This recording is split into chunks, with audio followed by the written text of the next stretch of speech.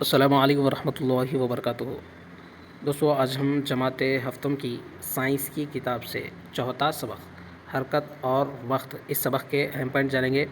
یہ ویڈیو کافی اہم ہے جو ٹی ایس ٹیٹ اور ڈی ایس سی کا پریپریشن کر رہے ہیں۔ دوستو، اگر آپ اس چینل پر نئے ہیں تو چینل کو ضرور سبسکرائب کریں اور ویڈیو کو لائک کرنا نہ بھولیں۔ تو چلیے بنا وقت ضائع کیے ہوئے ہم ویڈیو شروع کرتے ہیں۔ اس سبق سے پہلا پوائنٹ آپ کے سامنے یہ رہا: کشتی میں بیٹھا آدمی کشتی کے اعتبار سے ہے۔ ایک شخص کشتی میں بیٹھا ہوا ہے اور وہ آدمی کشتی کے اعتبار سے کیا ہے؟ تو دوستو، سب سے پہلے ہمیں یہ سمجھنا چاہیے کہ حرکت جو ہے وہ ہماری زندگی کا عام تجربہ ہے، اور ہم یہ دیکھتے ہیں کہ ہمارے اطراف ہوا میں اڑتی چڑیاں، سڑکوں پر دوڑتی ہوئی بسیں، آٹو، کار، بیل گاڑیاں، پٹریوں پر چلتی ریل گاڑیاں، یہ تمام حالت حرکت میں ہیں۔ اور ہمارے اطراف پائی جانے والی اشیاء کی حرکت کے مشاہدے کے علاوہ چلتے، دوڑتے، کھیلتے اور سائیکل چلاتے وقت بھی ہم خود کی حرکت کا مشاہدہ کرتے ہیں۔ اس طرح جب کوئی بچہ اسکول جاتا ہے، راستے میں اسے کئی اشیاء جیسے درختیں، عمارتیں، بورڈز، برقی کھمبے وغیرہ ساکت حالت میں پائے جاتے ہیں اور یہ اس کا مشاہدہ بھی کرتا ہے۔ دوستو، مثال کے طور پر آپ ایک بس میں سفر کر رہے ہیں۔ آپ بس میں یا پھر ریل گاڑی میں سفر کیے ہوں گے۔ آپ کو ایسا لگے گا کہ سامنے کوئی ایک درخت ہے، آپ روڈ سے جا رہے ہیں، وہ درخت آپ سے تقریباً 100 میٹر کی دوری پر ہے۔ جب آپ کی گاڑی یا پھر آپ جس بس میں بیٹھے ہیں، جب وہ بس سامنے کی طرف جائے گی تو ایسا آپ کو نظر آئے گا کہ وہ درخت بھی آپ کی جانب آ رہا ہے، لیکن حقیقت میں ایسا ہوتا ہے کہ آپ کی جو بس ہے وہی سامنے کی جانب جاتی ہے، جو جھاڑ ہے وہ ساکت حالت میں ہوتا ہے۔ یعنی جب بس حرکت کرتی ہے یا پھر کار حرکت کرتی ہے تو ہمیں ایسے لگتا ہے کہ سامنے والی چیزیں بھی حرکت کر رہی ہیں۔ اور دوستو، آپ جس بس میں بیٹھے ہیں، جس سیٹ پر بیٹھے ہیں، اس لحاظ سے آپ جو ہے ساکت حالت میں ہیں، لیکن جو بھی لوگ آپ کو باہر سے دیکھ رہے ہیں ان کے لحاظ سے آپ حالت حرکت میں ہوں گے۔ اسی طریقے سے یہاں پر یہ سوال پوچھا گیا ہے کہ کشتی میں بیٹھا آدمی کشتی کے اعتبار سے کیا ہے؟ تو دوستو، جواب ہمارا یہ رہا: حالت سکونت۔ یعنی سوال دیکھیں، سوال اچھے سے سمجھیں کہ کشتی میں آدمی جو بیٹھا ہے کشتی کے اعتبار سے کیا ہے؟ یعنی کشتی وہاں پر حرکت کر رہی ہے، آدمی حرکت نہیں بلکہ بیٹھا ہوا ہے۔ تو کشتی کے اعتبار سے وہ جو یہاں پر آدمی ہے کشتی کے اعتبار سے یہ حالت سکونت میں ہے، جیسا کہ آپ یہاں پر دیکھ رہے ہیں۔ تو چلیے دوستو، اگلے پوائنٹ کی جانب ہم بڑھتے ہیں۔ اس سبق سے اگلا پوائنٹ ہمارے سامنے یہ رہا: کشتی میں بیٹھا آدمی ندی کے کنارے کے اعتبار سے ہے۔ دوستو، کشتی میں آدمی جو بیٹھا ہے وہ آدمی ندی کے کنارے کے اعتبار سے کیا ہے؟ تو جواب ہمارا یہ رہے گا دوستو: حالت حرکت۔ یعنی یہاں پر سوال سمجھیں کہ کشتی میں آدمی جو بیٹھا ہوا ہے ندی کے کنارے سے اگر دیکھیں تو ایسا لگے گا کہ یہ حالت حرکت میں ہے۔ تو چلیے اس سبق سے اگلا پوائنٹ ہمارے سامنے یہ رہا: ایک جسم مساوی وقفوں میں مساوی فاصلہ طے کرے تب اس جسم کی حرکت کہلاتی ہے۔ دیکھیے، پہلے سوال سمجھیں کہ ایک جسم، ایک باڈی مساوی وقفوں میں مساوی فاصلہ طے کرے تب اس جسم کی حرکت کیا کہلاتی ہے؟ تو دوستو، اس کو آپ اچھے سے سمجھیں کہ اس کو ہم ہموار حرکت کہیں گے۔ یعنی اس کا جواب ہمارے پاس رہے گا ہموار حرکت۔ اس کو ہم انگلش میں کہیں گے یونیفارم موشن۔ جیسا کہ دیکھیں یہاں پر آپ کو اگزامپل کے طور پر دیکھیے، ایک شخص ہے وہ اے سے ڈی تک کا فاصلہ طے کرنا چاہتا ہے۔ ایک شخص ہے جو اے سے ڈی تک کا فاصلہ طے کر رہا ہے۔ یہاں پر دیکھیں اے سے بی تک کا فاصلہ 5 سیکنڈ میں اس نے 10 میٹر تکمیل کیا یا پھر چلا۔ اب دیکھیے بی سے سی تک کا جو فاصلہ ہے وہ بھی 10 میٹر ہے اور وہ بھی 5 سیکنڈ میں اس نے تکمیل کیا۔ اب اس کے بعد دیکھیں سی سے ڈی تک کا جو فاصلہ ہے وہ بھی 10 میٹر ہے اور وہ 10 میٹر بھی اس نے 5 سیکنڈ میں طے کیا۔ تو دیکھیے یہاں پر اے سے ڈی تک کا جو فاصلہ ہے اس نے اے سے بی تک اور بی سے سی تک اور سی سے ڈی تک کا جو فاصلہ ہے وہ فاصلے کو مساوی وقفوں میں، دیکھیے مساوی وقفوں میں اور مساوی فاصلہ طے کر رہا ہے، اس کو ہی ہم یونیفارم موشن کہیں گے۔ دوستو آپ اچھے سے سمجھ گئے ہوں گے کہ اگر کوئی جسم مساوی وقفوں میں مساوی فاصلہ طے کرے تب اس جسم کی جو حرکت ہوتی ہے اس کو ہم ہموار حرکت کہیں گے، ہموار حرکت کہتے ہیں۔ تو چلیے اگلے پوائنٹ کی جانب ہم بڑھتے ہیں۔ اگلا پوائنٹ ہمارے سامنے یہ رہا، ایک جسم مساوی وقفوں میں مساوی فاصلہ طے نہ کرے۔ دیکھیں پچھلے پوائنٹ میں ہم نے جانا تھا کہ ایک جو جسم ہے مساوی وقفوں میں مساوی فاصلہ طے کرتا ہے۔ اب یہاں پر جو سوال ہے یہ پوچھا جا رہا ہے کہ ایک جسم مساوی وقفوں میں مساوی فاصلہ طے نہ کرے تب اس جسم کی حرکت کہلاتی ہے، یعنی اس جسم کی حرکت کیا کہلاتی ہے؟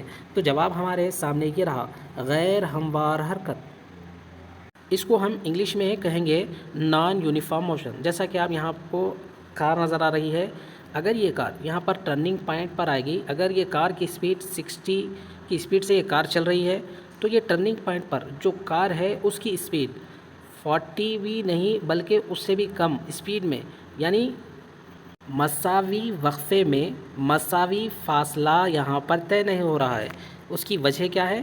دیکھیے یہاں پر روڈ کی، یعنی روڈ کا نقشہ دیکھیے اب یہاں پر، اب پچھلے پوائنٹ میں ہم نے جانا تھا کہ مساوی وقفے میں مساوی فاصلہ، یعنی روڈ اگر اسٹریٹ رہے گی تو 1 منٹ میں 1 کلومیٹر کا فاصلہ طے کرنا آسان رہے گا، اور مساوی وقفے میں مساوی فاصلے طے کرے گا، اس کو کہیں گے ہم ہموار حرکت۔ لیکن یہاں پر دیکھیں ایک شخص ہے، ایگزامپل کے طور پر وہ ڈی تک کا فاصلہ طے کرنا چاہتا ہے، تو یہاں پر دیکھیں ایک شخص ہے ڈی تک کا فاصلہ طے کر رہا ہے۔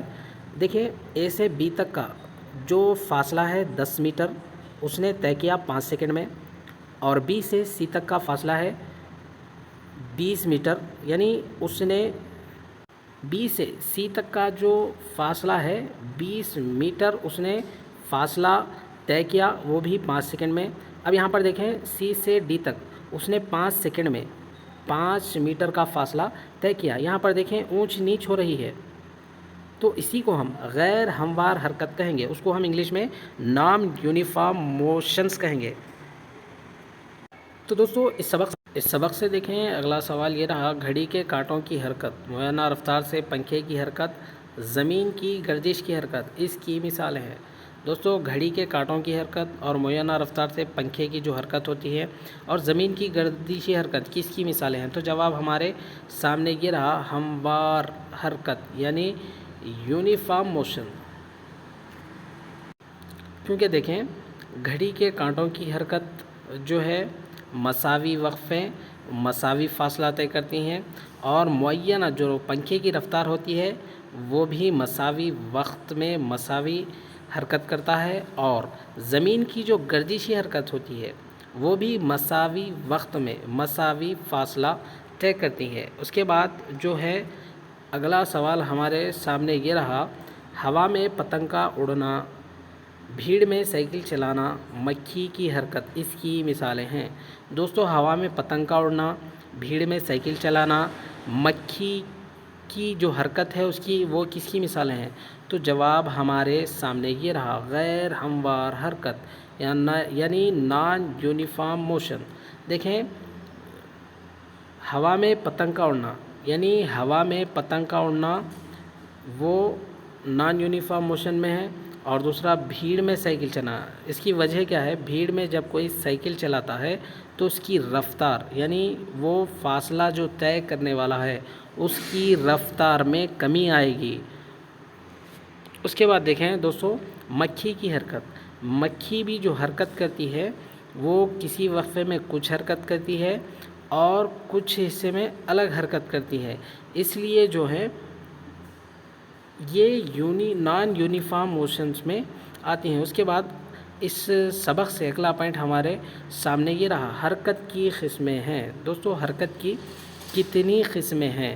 تو پہلے یہ جان لیں کہ حرکت کی قسمیں کتنی ہیں۔ جواب ہمارے سامنے یہ رہا، انتقالی حرکت، دائری حرکت، گردشی حرکت، احترازی حرکت۔ دیکھیں دوستو حرکت کی قسمیں کتنی ہیں یہ سوال پوچھا جا سکتا ہے، تو ہمیں جواب دینا ہوگا انتقالی حرکت، دائری حرکت، گردشی حرکت، احترازی حرکت۔ جملہ حرکت کی 4 قسمیں ہیں۔ تو چلیے اگلے پوائنٹ کی جانب ہم بڑھتے ہیں۔ اگلا پوائنٹ اس سبق سے یہ رہا، اگر متحرک جسم کے تمام حصے حرکت کی سمت میں حرکت کرتے ہوں تو ایسی حرکت کو کیا کہتے ہیں یا پھر کہتے ہیں؟ تو دوستو اس حرکت کو ہم انتقالی حرکت کہیں گے، اس کو ہم انگلش میں ٹرانسلیٹری موشن کہیں گے۔ اس کو آپ اچھے سے ذہن میں رکھیں دوستو۔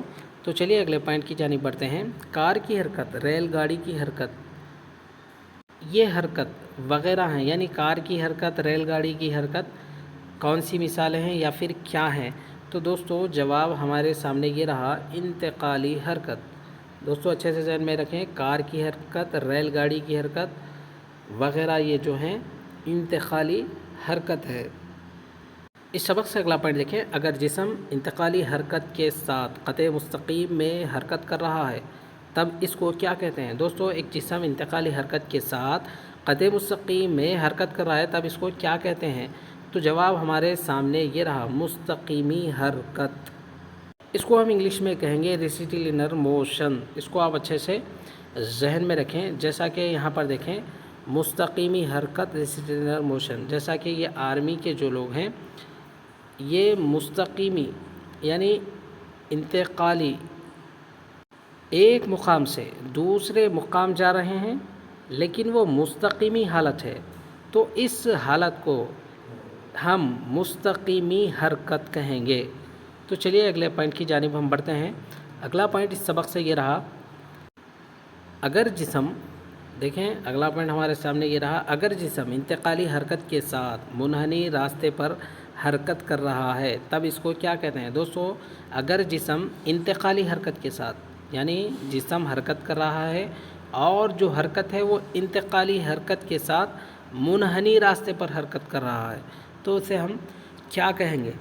اس کو کیا کہتے ہیں؟ تو جواب ہمارے سامنے یہ رہا، منحنی حرکت، جیسا کہ آپ کو ایگزامپل کے طور پر یہاں پر پیش کیا گیا ہے، اس کو آپ اچھے سے ذہن میں رکھیں۔